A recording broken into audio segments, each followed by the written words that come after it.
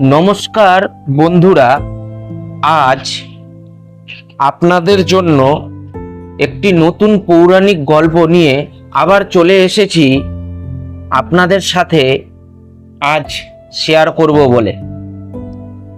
তবে আজকের গল্প শুরু করার আগে আপনাদের একটা প্রশ্ন করি। আপনারা কি জানেন যে নদীকে আমরা মা বলে ডাকি, সেই নদীরও একটা জন্মের গল্প আছে? হ্যাঁ, আপনারা ঠিকই শুনছেন। আর সেই গল্পে আছে স্বর্গ, অভিশাপ, তপস্যা আর এক মহামুক্তির কাহিনী। এই গল্পটাই হলো দশহরা গঙ্গা পূজা বা গঙ্গা দশেরার পেছনের আসল ইতিহাস। ভারতের অন্যতম পবিত্র উৎসব এই দিনটি শুধু একটি পুজো নয়, এটা বিশ্বাস করে থাকে যে শ্রদ্ধা আর মোক্ষ লাভের এক আধ্যাত্মিক যাত্রা। তো চলুন আর দেরি না করে আমরা আজ সেই রহস্যময় গল্পে ঢুকে পড়ি। গঙ্গা একটি পবিত্র নাম। এই গঙ্গার জন্মের রহস্য কি ছিল মোটামুটি সবারই কম বেশি কারো না কারো অল্প বিস্তার জানা। অনেক হাজার বছর আগে স্বর্গলোক ছিল দেবতাদের রাজ্য। সেখানে প্রবাহিত হতো এক অদ্ভুত সুন্দর নদী, তার নাম মন্দাকিনী বা আকাশ গঙ্গা। এই নদীর জল এতটাই পবিত্র ছিল যে তা স্বর্গকে আরো সুন্দর করে তুলত। কিন্তু পৃথিবীতে তখন অবস্থা ভালো ছিল না। রাজা সাগরের অনেক বংশধর একবার একটি মহাযজ্ঞের আয়োজন করেছিল, যার নাম হলো অশ্বমেধ যজ্ঞ। কিন্তু সেই যজ্ঞের ঘোড়া একদিন হঠাৎ করে সব হারিয়ে গেল। রাজা সাগরের পুত্ররা মনে করলো কেউ নিশ্চয়ই তাদের ঘোড়াগুলো চুরি করে নিয়ে গেছে।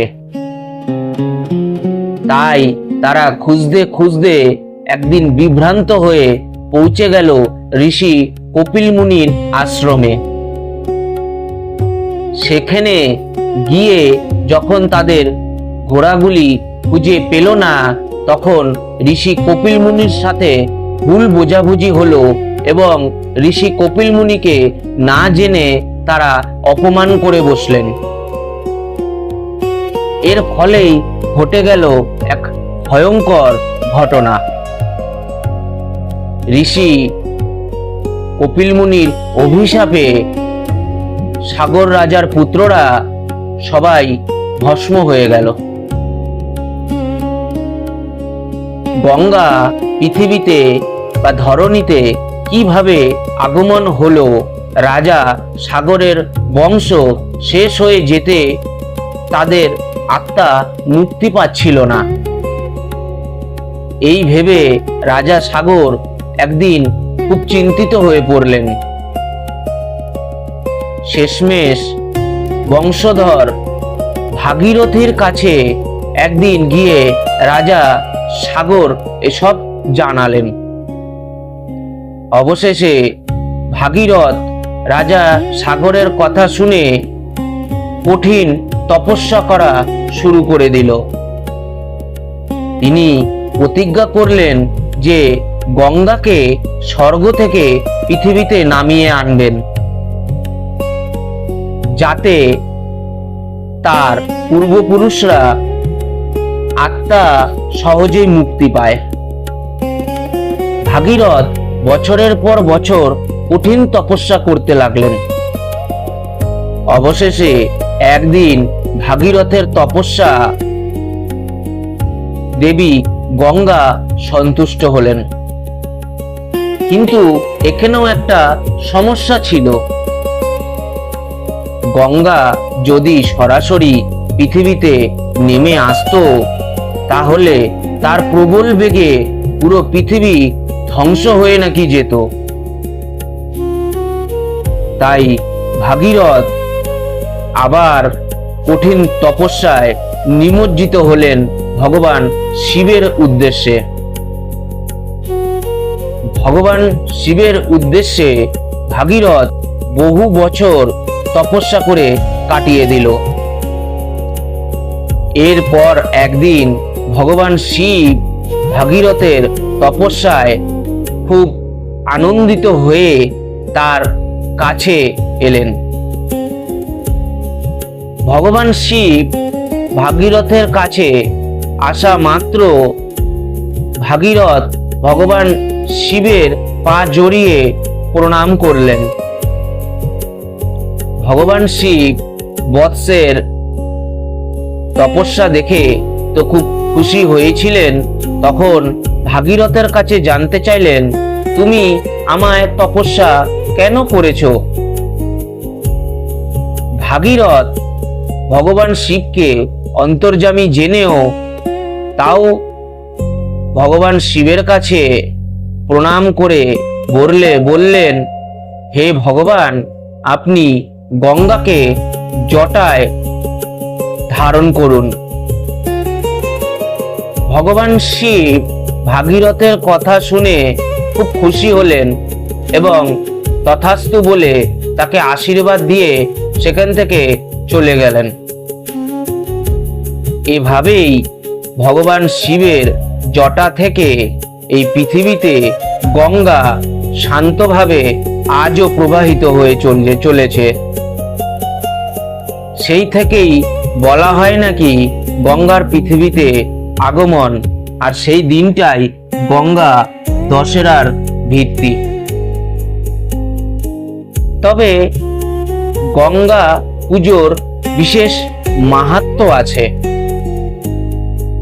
গঙ্গা পুজো সাধারণত জ্যৈষ্ঠ মাসের শুক্লপক্ষের দশমীর দিন পালন করা হয়ে থাকে। দশহরা শব্দের মানে হলো 10টি পাপ একত্রে বিনাশ হওয়া।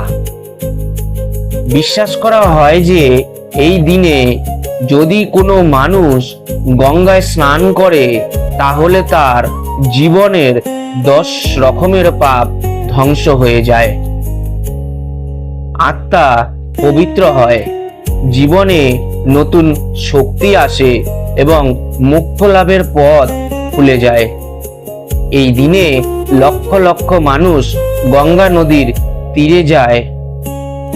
বিশেষ করে এই গঙ্গা পুজোতে বারাণসী, হরিদ্বার, প্রয়াগরাজ, গঙ্গাসাগর ইত্যাদি স্থানে প্রচুর লক্ষ লক্ষ দর্শনার্থীদের ভিড় জমায়েত হয়। লোকেরা শুধু স্নানই করে না, তারা ফুল, চন্দন, প্রদীপ, দুধ ও দুধ দিয়ে গঙ্গাবক্ষে প্রার্থনা করে। এক অলৌকিক বিশ্বাস ও অনুভূতি নাকি আজও প্রচলিত আছে। এই দিনে গঙ্গার জল স্বর্গের মতো পবিত্র হয়ে যায়। অনেকে বলে এই দিনে গঙ্গার তীরে দাঁড়ালে মনে হয় যেন পুরো জীবন ধুয়ে নতুন হয়ে যাচ্ছে।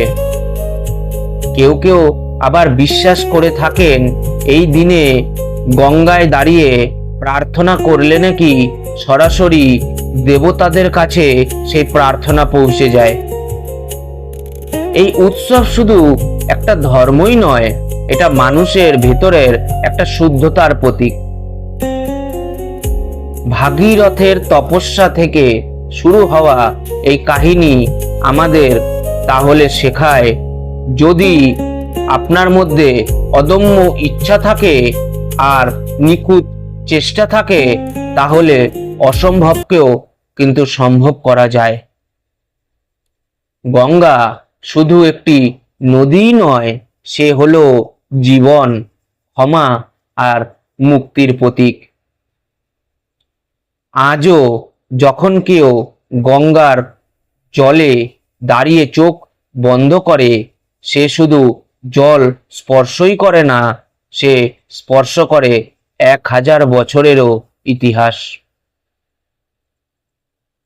তাই বন্ধুরা, পরের বার আপনারা যখন গঙ্গা দেখবেন তখন মনে রাখবেন এটা শুধু নদী নয়, এটা এক দেবী, এক গল্প, এক বিশ্বাস। মা গঙ্গা আমাদের পাপ ধুয়ে দেন আর নতুন জীবন দেন। তো আজ এই পর্যন্তই। পরের ভিডিওতে আবার আপনাদের সাথে দেখা হবে। ততক্ষণ আপনারা চ্যানেলে জুড়ে থাকুন। গল্পটি আপনাদের কেমন লাগলো কমেন্টস বক্সে কমেন্টস করে জানান। লাইক শেয়ার করুন, সাবস্ক্রাইব করুন। জয় মা গঙ্গে, জয় শ্রী হরি, হরি ওম তৎসৎ।